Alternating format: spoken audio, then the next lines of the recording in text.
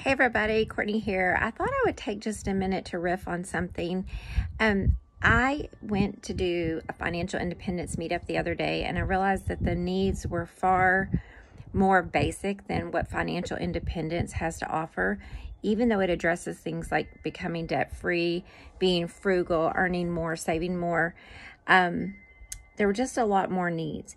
But I did want to say that I feel like the financial independence movement is incredibly needed for people over 40, 50, and even 60. And why? Because it's been, sorry, there's a huge bird flying over. I thought it was an eagle. It's been really marketed to younger people, like 20s and 30-year-olds. But there's kind of a new movement. There's a podcast called Catching Up to FI, or Financial Independence. So the RE is off, right? Because we're not going to retire early, most likely. Even though I found FIRE when I was 47, I believe, the year I turned 48, and I'm now 53. I'll be 54 this year. And we made it to FIRE in 5 years. But here's why, for me, it was so great to find FIRE. I had already been on the Dave Ramsey train, and before Dave Ramsey, I followed his predecessor, which was Larry Burkett, and people like Joe Dominguez and Vicki Robin and the Tightwad Gazette and books like that, Your Money or Your Life, The Millionaire Next Door. So at 29, I had already been putting into my ex-husband and I had a 401k through his work, and we considered it our 401k because I decided to stay home and take care of the children. And I did work part-time my whole life until they were teenagers. Then I worked full-time. But other than putting the match and getting the match in our 401k, we were not putting 10% in. We were just getting the match. And with the match, it was 12%. So it was our 6% of the income my ex-husband made, and 6% was the match. And then that's all we were doing. We weren't living completely debt-free. We had been debt-free several times in our marriage, but for one reason or another got back into debt. And it was kind of mild debt, though. It wasn't like really, really like hundreds of thousands of dollars. So anyway, by the time I found financial independence, I had been divorced from him for about 7 years. I had gotten myself out of debt. That's my horse kicking the gate. I had gotten myself out of debt as a single parent. I had increased my income. I was living frugal. I had no payments when I found it, except for I think I had a car payment and the house payment. And I had gotten a car that was the least car payment I could afford, with the intentions of paying it off early, and I did in 3 years. So at any rate, when you're 40 and 50 and 60, you're starting to think about retirement at 40 or 50, like, oh my gosh, I've got to do something. My time is running out.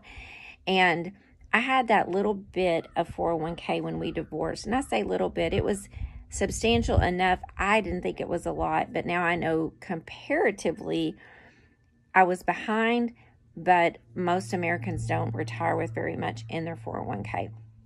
And that's sad. When you're 40 and 50 and 60, you generally you've got something going for you, like equity in your house. You're making a higher income than you were in your 20s. The kids are starting to grow up, hopefully, and get out of the house, or they'll be out before you retire.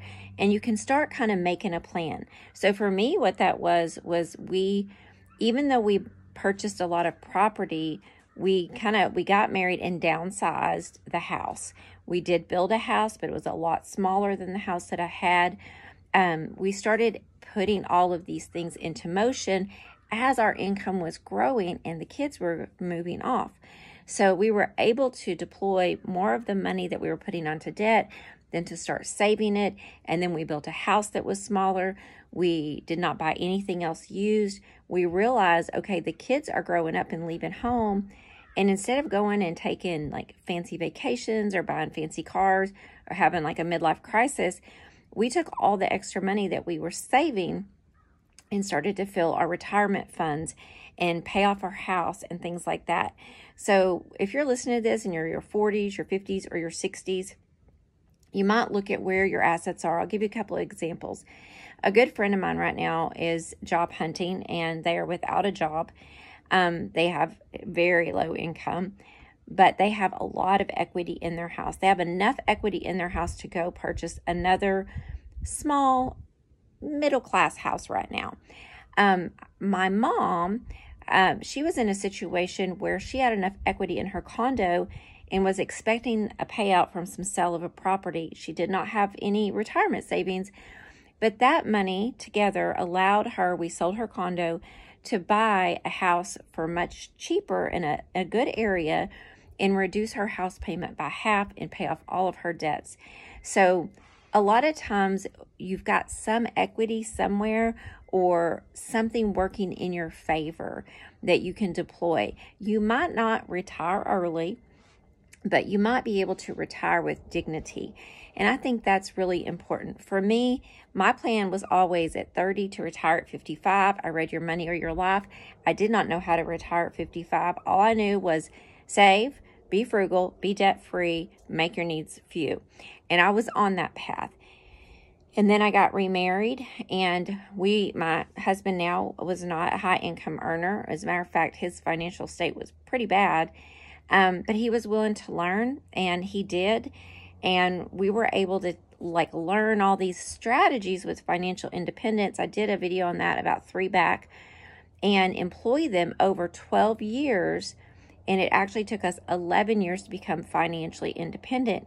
And what does financial independence mean? It's when you have enough money to live the kind of lifestyle that you want to live. And to me, it means you don't have to work anymore. It doesn't mean that you won't. We have enough money that we could live a middle-class, comfortable lifestyle. We are trying right now we're considering trying to find a buyer for our business in the next 2 years. And we have enough money where the savings we have in the bank and the savings that we have in our retirement accounts, along with his pension and Social Security, he's already drawn pension. He started drawing that last August. He will be full retirement age for Social Security in December. And if he deploys all of that, hush now, then along with what we have saved, we'll have enough money to live comfortably. So technically, if we lost our job, our business today, we would have enough money to live the rest of our lives, a comfortable middle-class lifestyle.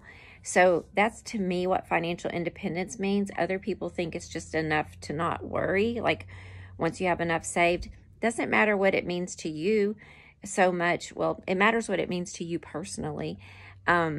And what matters is that when you're on that journey, you have a way to live your life with dignity. You can make choices that help you keep your dignity. Your boss can no longer say to you, you can't go to that kid's soccer game, you need to work late. And you can say, I'm going, see you later. And if you get fired, it's not going to be the end of the world because you have enough money to cover your expenses and things for a long period of time.